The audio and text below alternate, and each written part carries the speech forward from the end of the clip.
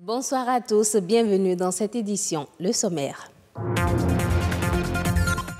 6e Forum régional de régulation de l'électricité à Cotonou. Plus de 200 experts venus des pays de la CEDEAO participent à ce grand rendez-vous qui vise à garantir l'application des normes en matière de régulation d'électricité. Devenir ingénieur en télécommunication en étant au Bénin, c'est possible et la formation est disponible sur place. À quoi s'attendre à la fin de la formation et quelles opportunités s'offrent aux étudiants? Un spécialiste nous éclaire dans un instant. Et puis, comment les journalistes sportifs en langue nationale vivent également la Coupe du Monde en Russie 2018. Vous suivrez dans un instant un reportage réalisé à ce propos à Radio Bénin à la FIA. Depuis ce mercredi se tient à Cotonou la 6e édition du Forum de l'autorité de régulation régionale de l'électricité de la CEDEAO AREC, placé sous le thème « Le marché régional de l'électricité, facteur clé de succès ». Cette réunion vise à garantir l'application des normes les plus élevées en matière de régulation, ceci pour parvenir à un marché régional de l'électricité durable et efficace dans l'espace CEDEAO. Rodrigue Babagweto nous en parle dans son reportage. C'est un défi qu'il faut relever au plus tôt avec efficacité et durabilité. La maîtrise de la fourniture en électricité à un prix compétitif pour les populations et le secteur producteur préoccupe l'autorité de régulation régionale de l'électricité de la sous-région de la CEDEAO, entendez AREC. Le secteur de l'électricité ou l'énergie électrique est la base du développement. Le Bénin est un pays de la CEDEAO. Et si vous connaissez bien l'histoire et les défis auxquels le Bénin doit faire face en matière d'approvisionnement en énergie électrique, vous pouvez déjà imaginer ce qui se passe dans les autres pays dont la situation n'est pas complètement différente. Donc, il s'agit pour les experts de la CEDEAO, du secteur de l'énergie électrique, de réfléchir à voir comment trouver une solution au problème de déficit permanent des pays de la sous-région en matière d'énergie électrique. En Afrique de l'Ouest, le taux moyen d'accès à l'électricité est d'environ 25%, avec une demande potentielle non satisfaite de plus de 50%. Le présent forum marque le lancement du marché de l'électricité de la CEDEAO, un marché qui vise à garantir l'application des normes les plus élevées en matière de régulation. L'énergie du Bénin vient à plus de 65% du Nigeria et du Ghana. Le Ghana est relié à la Côte d'Ivoire, le Nigeria est relié au Niger. Donc ces pays constituent déjà un marché, un point d'échange d'énergie électrique. Chez nous, au Burkina, nous achetons déjà depuis plus de 10 ans l'électricité avec la Côte d'Ivoire, bientôt avec le Ghana. Ça veut dire que c'est une activité qui existe. Mais la particularité, c'est que ça va se faire dans un cadre régional. J'ai parlé d'échange entre nos différents pays, c'est du côté bilatéral. Maintenant, ça va être avec l'ensemble des 15 pays de la CEDEAO. Nous allons rentrer dans une nouvelle ère de coopération où les règles sont déjà arrêtées et adoptées. C'est la discipline de groupe qui va permettre d'avoir du succès. Et quand on crée un marché, généralement la concurrence tire les prix vers le bas. C'est ce que nous attendons pour que tout le monde puisse accéder à l'énergie au moindre coût, avec une qualité de service irréprochable. Après ce lancement, suivra une période d'environ 2 ans consacrée à préparer l'avènement de la deuxième phase du marché, celle d'un marché concurrentiel qui viendrait s'ajouter au marché des contrats bilatéraux existant dans la région depuis plusieurs années. Après le marché de l'électricité, le Bénin va accueillir les 19 et 21 juillet prochains la première édition du Salon international des mines, des carrières et du pétrole. La rencontre aura pour thème partenariat public-privé pour le décollage économique de l'Afrique. Selon Samo Seydou Adembi, ministre de l'eau et des mines, l'objectif de ce salon est de mobiliser l'ensemble des acteurs des secteurs concernés autour des richesses du sous-sol béninois. La population de Logozoré est mécontente. Elle dénonce la pollution de la rivière Clou par les déchets issus des activités d'une usine de fabrication d'alcool à base de manioc située dans la localité. Le ministre du Cadre de vie et le directeur général de l'Agence béninoise pour l'environnement ont organisé un point de presse à ce propos hier mercredi. Laza Migan pour plus de détails. L'usine Yuken International qui est à Logozoré et qui défraie la chronique. Elle a été construite en 2002 sur une superficie normalement de 10 hectares, mais l'usine est pour le moment installée sur 5 hectares. Elle a démarré ses activités en 2003 dans le cadre de l'appui du gouvernement chinois au projet de développement de la filière du manioc qui a été initié par notre pays en 2001. Logozoré, comme vous le savez, se trouve dans la commune de Savalou. Ce projet de fabrication d'alcool à base de cossettes de manioc n'a pas été soumis à l'étude d'impact environnemental et social. L'activité principale de cette usine est la transformation de cossettes de manioc en alcool avec l'ajout de quelques enzymes et levures dont il nous est difficile pour le moment de connaître la nature exacte puisque les promoteurs ne nous ont pas laissé la main. Normalement, cette usine devrait réaliser une étude d'impact environnemental et avoir un certificat de conformité environnementale, ce qui n'a pas été le cas. Voilà pourquoi, dès que nous avions appris et on a reçu des plaintes, on les a soumis aux audits.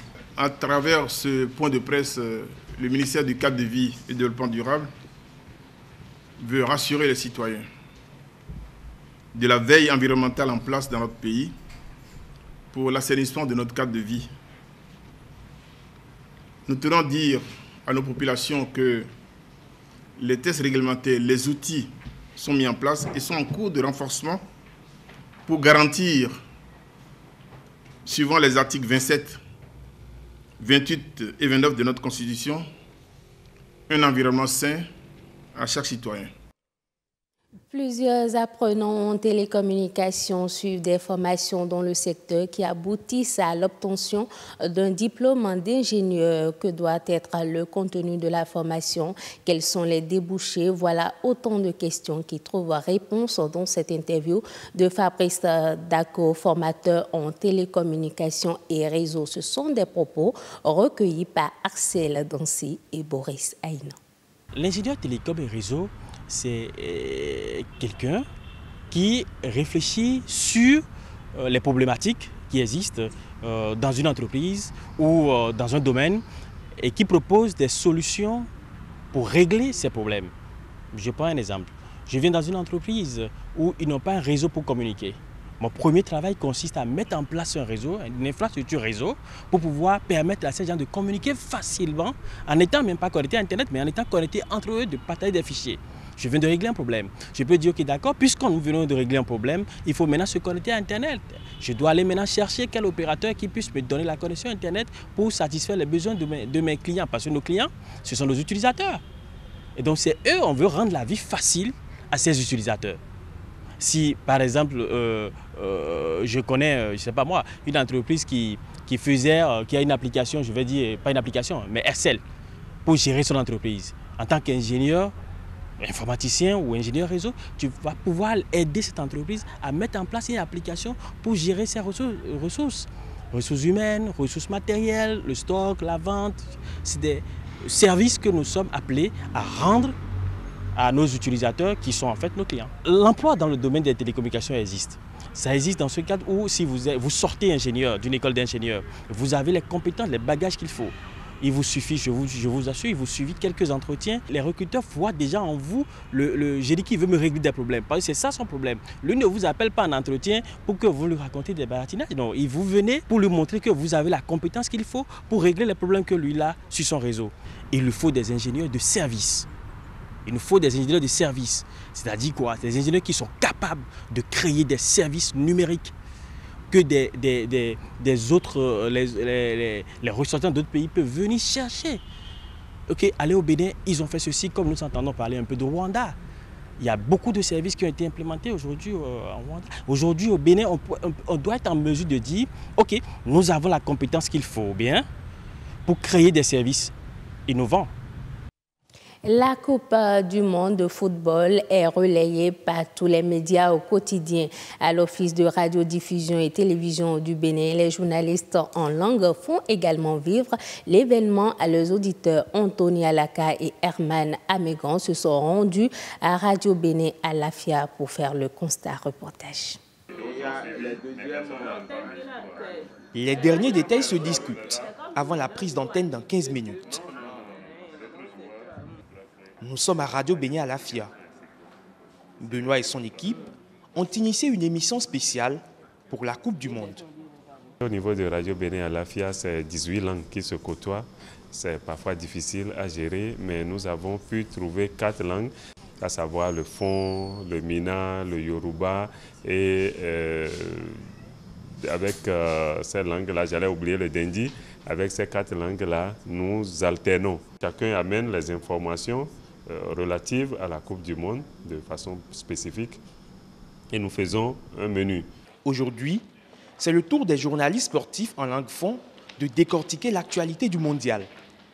Donatien, l'animateur principal, arrive à la cabine technique très décontracté. Mais en studio, il va prendre un air beaucoup plus sérieux. 9h30, il reçoit dans son casque le générique de l'émission. C'est parti pour 30 minutes.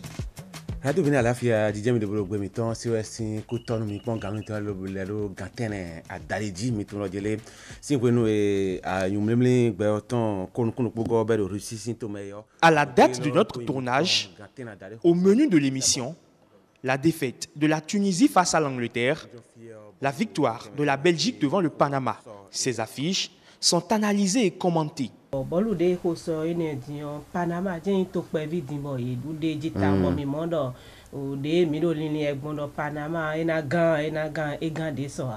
L'exercice a duré 20 minutes et puis l'antenne aux auditeurs pour leur pronostic sur les matchs du jour. Le combiné ne cesse dès lors de crépiter. Oui, allô. Sénégal, Sénégal 2. Pologne 1. 10 heures dans le studio de Radio Bénin à Lafia. L'émission de ce mardi est terminée. Estelle, membre de l'équipe, ébauche un large sourire avant de nous confier son ressentiment chaque fois qu'elle est à l'antenne pour parler de la Coupe du Monde. Je me sens bien, je me sens dans mon plat parce que je suis les matchs et je fais un peu de commentaires aussi lors des matchs. Quand je suis les matchs, je fais les commentaires. Et puis avec ceux, vous avez dit femmes, mais avec les hommes, on fait les commentaires. Je crois que je ne suis pas en déphasage avec ce qui se fait. L'engouement des auditeurs galvanise aussi Donatien, qui prend du plaisir.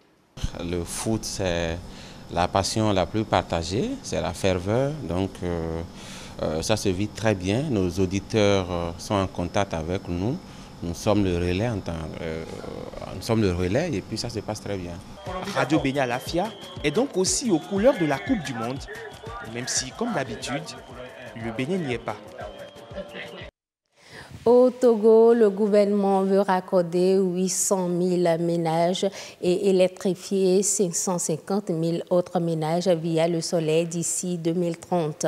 Le gouvernement espère pour cette première partie du projet 180 milliards de francs CFA d'engagement des investisseurs. La deuxième partie du projet va nécessiter 1 milliard de francs CFA et les autorités espèrent réunir 50% du montant des acteurs du privé.